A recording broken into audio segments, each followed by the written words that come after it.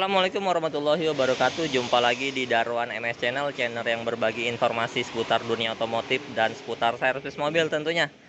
Sebelum lanjut video, jangan lupa subscribe, like, comment, and share ya, untuk membantu channel kita ini lebih berkembang lagi.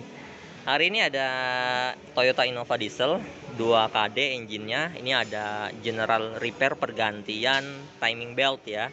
Nah, ini timing belt.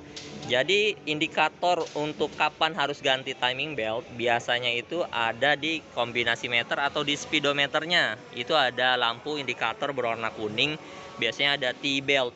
Nah, itu udah harus tandanya ganti kalau emang nyala. Untuk pergantian biasanya kalau dari manufaktur itu per 150.000 km dia baru nyala. Kalau memang dari baru mobilnya ya. Jadi di 150.000 km indikatornya nyala di speedometer. Tapi setelah kalau misalkan kita ganti nih, kita ganti yang baru nih timing beltnya. Ini kita setting di 100.000 km.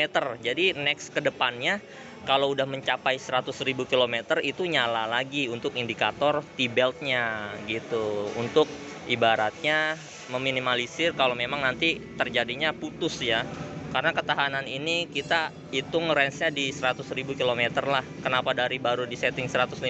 Memang ada alasan tersendiri mungkin ya, manufaktur dia setting di 150.000. Jadi kita bisa setting tuh di 100.000, 150.000. Cuman kita main aman settingnya setelah pergantian di 100.000 km. Nah, sebelum pergantian timing belt ini kita harus topin dulu nih. Jadi nggak asal bongkar ya, nggak asal bongkar terus pasang. Di sini kita cek ya, pulley camshaftnya nih ada coakan nih. Nah, itu atau watermark warna kuning harus sejajar dengan cover ini, tanda panah. Kalau yang baru timing beltnya nih ada garis juga nih. Yang lama ada, cuman kadang karena usia jadi hilang gitu. Sama kita cek topin juga di pulley bospomnya ya. Nih. Nah, di situ ada coakan di pulley-nya ya. Jadi bukan yang coakan menonjol warna kuning itu, bukan. Jadi ada coakan tuh di belakang pulinya tuh sejajar dengan garis yang ada di bospomnya. Kelihatan nggak ya? Coba ada. Ini nih. Jadi bukan tonjolan itu ya. Jadi ini nih. Nah, itu sebenarnya kalau kita lihat nih, yang garis kuning sini sama coakan dikit di puli belakang itu harus sejajar gitu. Coba lihat nih, saya tadi udah foto nih, jadi kita lihat di HP yang lain ya. Nah, ini yang bagian bawahnya nih, coakan ini sama sejajar dengan tanda di bospomnya. Bukan coakan yang ini ya, ini tonjolan, ini coakan nih, jadi harus sejajar.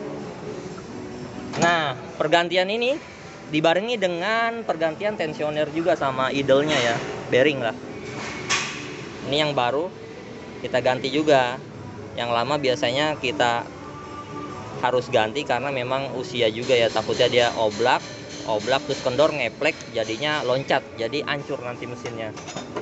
Sama ini tensionernya kita ganti baru nih.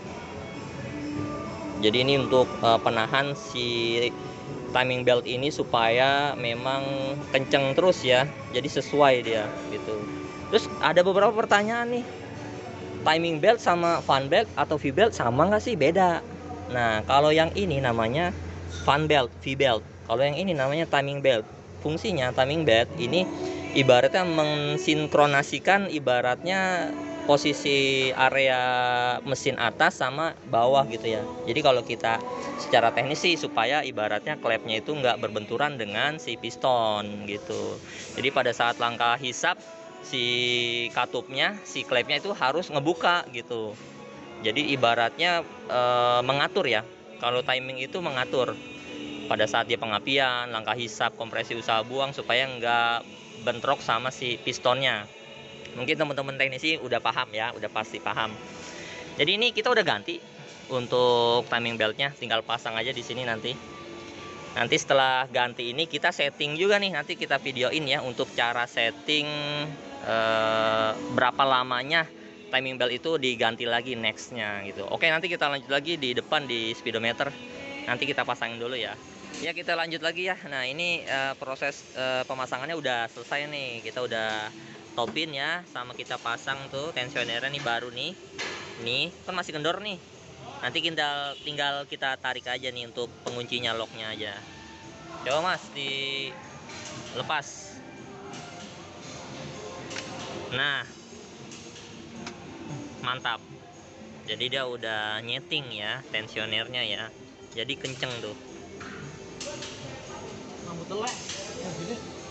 Jadi ini sesuai nih udah nih ya. Jadi pada saat dia nanti dia puter nih, udah pemasangan udah bagus nih. Kita coba tes, kita puter coba. Kita puter, topin lagi. Malah darah. Iya, kumis.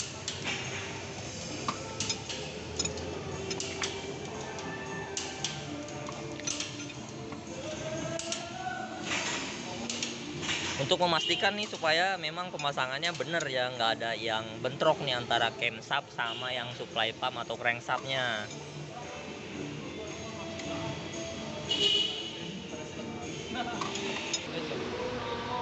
Nah, ini udah diputar satu putaran porosengkol ya. Jadi udah ketemu lagi nih antara marknya, tanda coakan sama covernya. Di bawah juga sama tuh.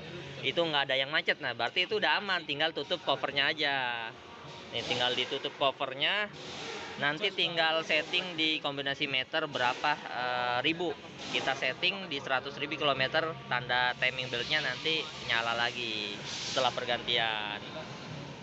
Nanti coba kita masuk ke speedometer ya, coba ya. Ya, coba kita tes masuk ke speedometernya.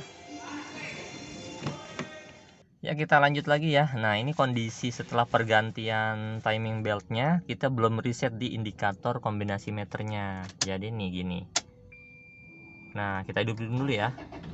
Nah, itu kan udah diganti tuh. Nah, harusnya di reset supaya tanda si timing belt itu tuh hilang. Gimana caranya gitu. Biasanya dia nyala timbul pada saat memang disetting dari manual terus 150.000. Nah, kita setting di 100.000 ya, kita matiin, kita setting 100.000 km baru dia timbul lagi nyalanya. Gimana caranya?